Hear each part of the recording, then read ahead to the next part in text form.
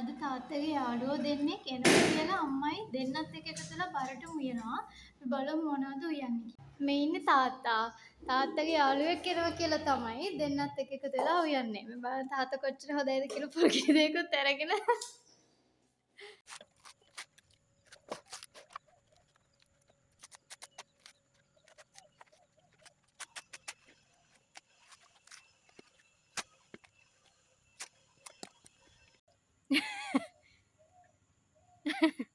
අම්මා අමුතුම කෑමක් හදන්න හදනවා. මම කවදාවත්ම කාලා නැහැ. අම්මා තමයි කිව්වේ මේ විදිහට හදලා කනවා කියලා. ඉතින් බලමු කොහොමද හදන්නේ කියලා.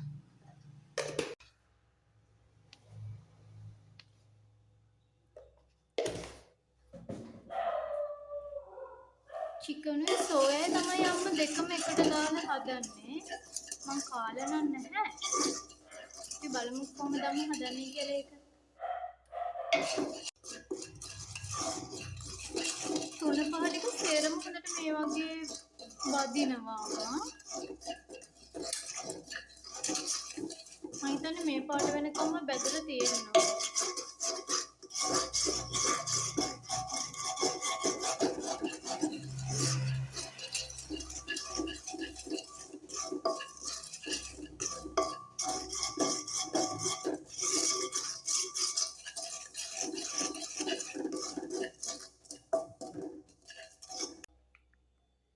මේ විදිහට එකතු කරගන්න ගම් මිරිස්.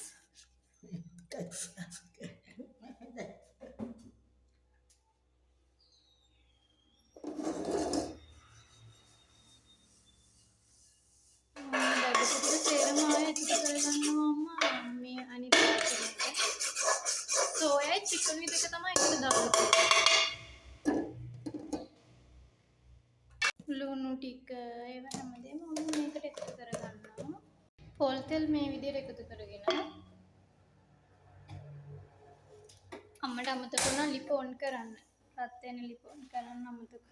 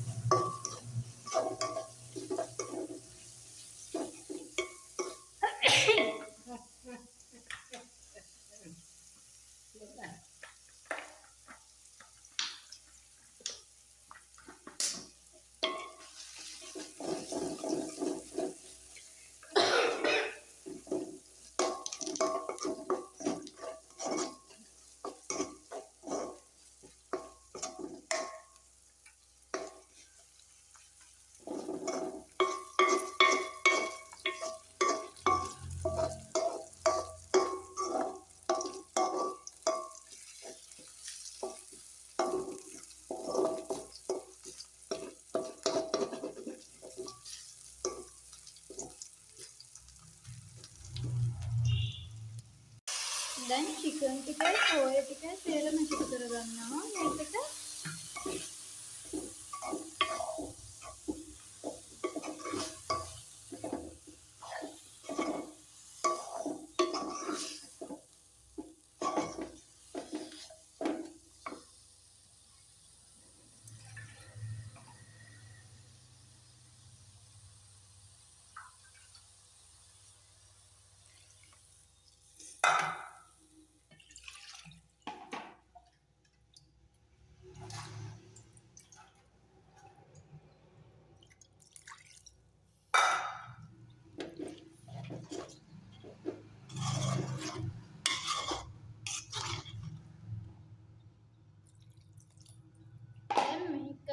ඔය විදිහට හිඳෙන්න දෙන්න තමයි තියෙන්නේ. සෝයි ටිකත් අම්මගෙන තියෙන හින්දා මට හිඳෙන්න දෙන්නයි තියෙන්නේ.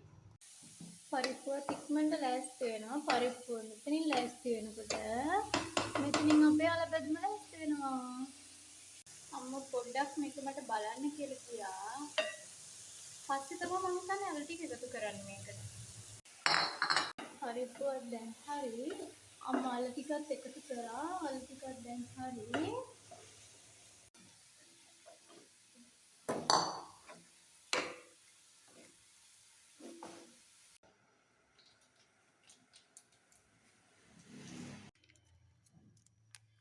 බත් හදන්න ස්ටාර්ට් එක දුන්න තාත්තා. තාත්තා තමයි අද බත් එක හදන්නේ. බලමු කොහොමද කියලා. මීට කලින් මම තාත්තා හදපු බත් කාලා නැහැ. මෙහාට ආවට පස්සේ අම්මා හදපුවම තමයි කාලා තිබ්බා. අද ඔන්න වෙනසකටත් එක්ක තාත්තා හදපුව තමයි කන්නේ. තාත්තා ඉතින් බත් හදද්දී අනිවාර්යෙන් ඇක්ටර් තමයි දාන්නේ කියලා වඩා. තාත්තගේ මා වෙනවයි දන්නේ නැහැ.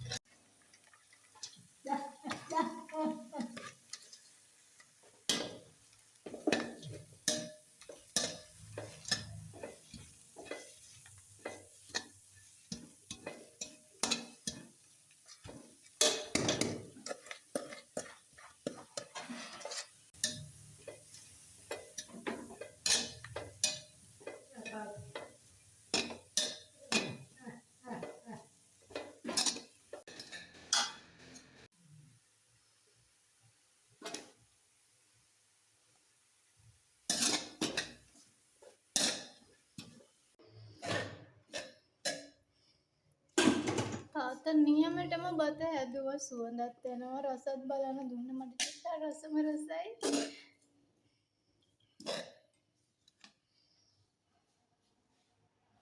බරටම වැඩ ඉතින්